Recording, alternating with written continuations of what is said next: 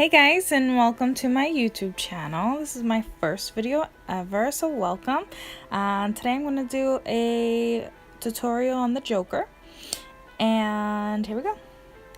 So I was actually really nervous about this green spray, but it actually wasn't too hard to scrub out. I will recommend to really get the scalp when you're washing it out. I had some green spots left over, which looked really funky when you're not wearing the Joker face on, so just a heads up. But I did decide to spray the top of my head before I started doing my makeup because, as you see, I was using a rag to kind of cover my face and I didn't want to make any smudges. So here I'm using the Wet n Wild Photo Focus foundation, and I used the lightest one I had. I think they even go a shade lighter than this, so feel free to pick any shade you'd like. And using the foundation, I also found that if you were going to use it to go out or anything like that, it's definitely going to last you a lot longer than your typical face paint. So here I'm just using one of the palettes that I have, and I took the white eyeshadow powder just to kind of set my face. You can use any setting powder really, but the shadow kind of gave it a little bit more color, so I wanted to use that. So then I realized that I wanted a little bit more color, and I didn't have any just white face paint, so I used a white lipstick that I found worked just as good, if not even better. I do find that the white face paint that you buy at your local drugstore can be a little oily, and this was a little bit less greasy. So, and it was easy to manage, and I didn't have to blend out too much with this. So I did like this method a lot.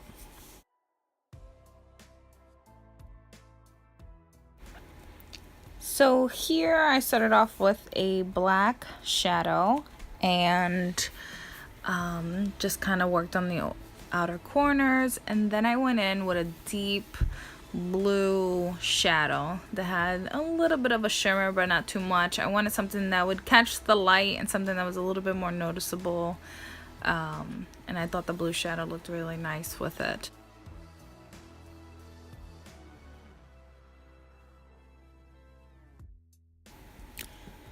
So then I brought the shadow down to my lower lash line and smudged it out. Shouldn't be too neat, you know, the Joker isn't the neatest, right? So we want to stay true to character.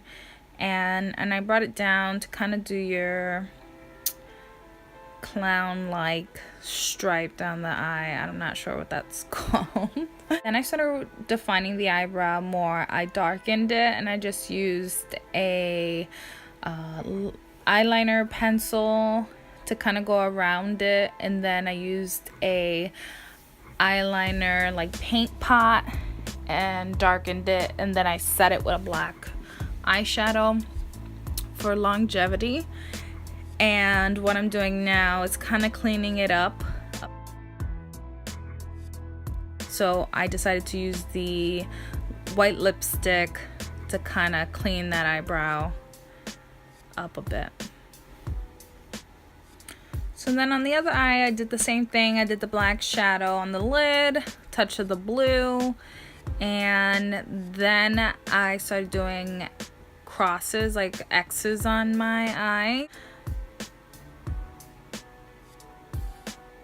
And here I'm just trying to line it up so that the X matches. I was trying to go on the arch of my eyebrow, and that way it was a little bit more cohesive.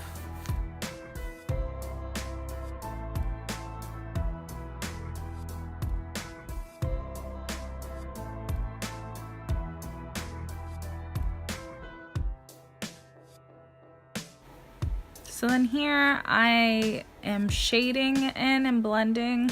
I'm using a gray shadow because I didn't want to use a full-on black shadow and completely cover the X's that we have going on there. And I'm smudging it out here so that it looks a little less intentional. His face is never really perfect. It's kind of always smudged and rubbing off, so that's what I wanted to do here. And here I'm just placing a black liner on my waterline, and now I'm darkening that triangle underneath my eye that clowns usually have with a eyeliner pencil.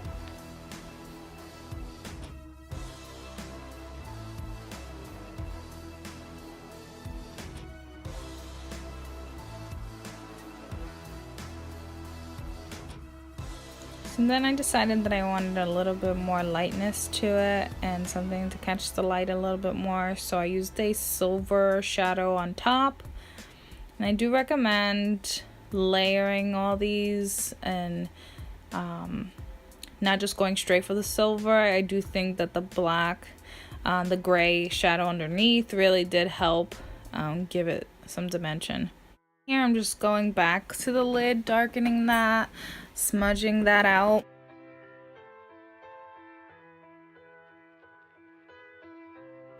Working on my lower lash line with just a black shadow. Now I'm going back over with the X's. I did find that after I did a little bit of the smudging and going over with the other shadow, it was kind of trial and error. I did realize that the X's I had to redo just so that they were be able to be seen. I didn't like that look. I'm just kind of softening those X's around the edges so they're again not too pronounced and they look like I've been wearing the face for a while. Going back on the other side and darkening the other, making sure that it matches on both sides. I didn't make the eyebrow dark on the other side because I wanted the whole eye to be dark. I didn't want the eyebrow to stand out, so that's why I made the eyebrow on this eye stand out.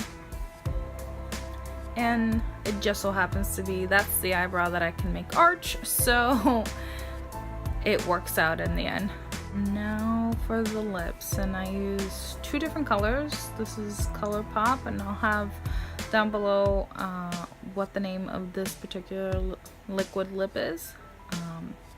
Did find for any of my looks, I'll be posting more looks in the future, that this color and the red that you'll see in a few were my two favorite for any bloody type of look. Go with a eyeliner pencil first, very lightly, just so that I can get the straightest line possible, and then I'll go over it with the liquid lip.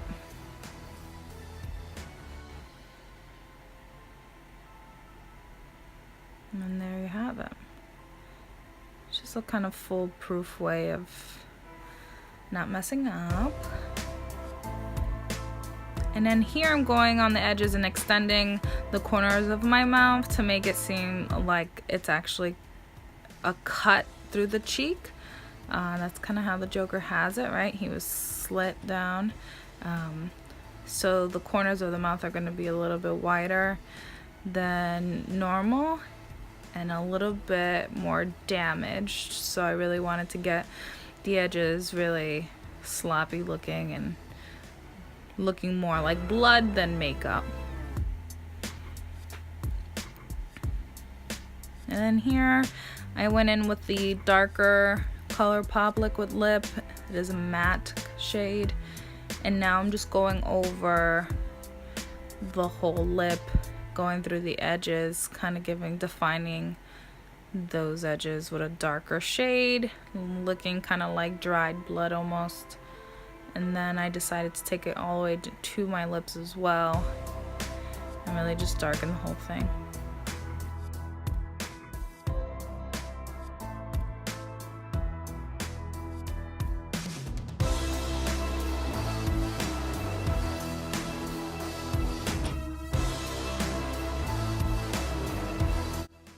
And now to finish the rest of the hair, I took a towel just to kind of cover my shirt. Now I just parted it to the side. You can do your hair however you like.